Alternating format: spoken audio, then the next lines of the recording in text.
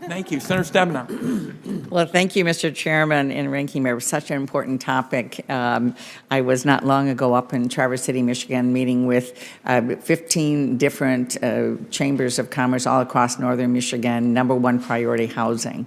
And for so many reasons. I mean, we can see this whether it's in Detroit or northern Michigan or any part of our state, certainly. I do have a question, Ms. Gino, that relates to sort of where we are going after the pandemic as it relates to remote work. Because on top of everything else, we are seeing certainly different ways in which people want to work, which creates challenges of underutilized office buildings, but also opportunities to convert some of those buildings to residential, as you know, and create more housing. And so to capitalize on this, and I appreciate your mentioning our bill, the Revitalizing Downtowns Act would create a tax credit to help convert commercial buildings into affordable housing and mixed-use properties. So I know that your Housing Council recently released an in-depth report on the feasibility of converting commercial real estate to multifamily, and that you detail many of the challenges of that. So I wonder if you might describe some of the biggest obstacles to doing that, and also speak to how tax policy could address some of these obstacles and how we can capitalize on the opportunity to create more affordable housing through this process. Sure, thank you for that question. The National Multifamily Housing Council, in partnership with the Urban Land Institute, as you mentioned, recently issued a study. And it's really a case study report on different ways that developers have been able to convert office properties to multifamily residential.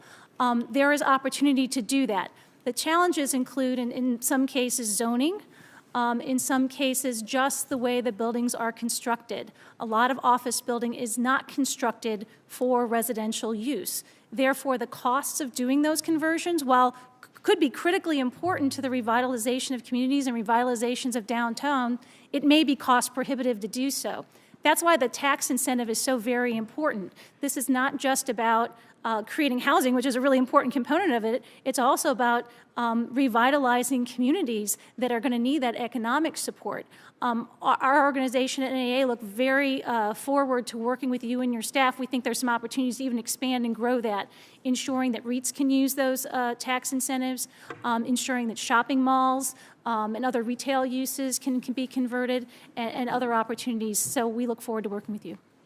Well, thank you so much. And we really are at a point where we need to be leaning in on all of these changes and creating opportunities, whether it's big cities or small towns. I mean, we really need to be doing that. And I think I look forward, Mr. Chairman and Ranking Member, to working on this particular policy of how we do this kind of conversion. And then quickly to Ms. Scott, I think it's so important we're talking about the low-income housing tax credit and the fact that it's produced over 4 million affordable housing units and housed 8 million low-income families. I wonder if you might talk a little bit more about the connection, not only of housing, but the connection between housing and jobs, and what access to affordable housing means to families and their ability to find and maintain a job.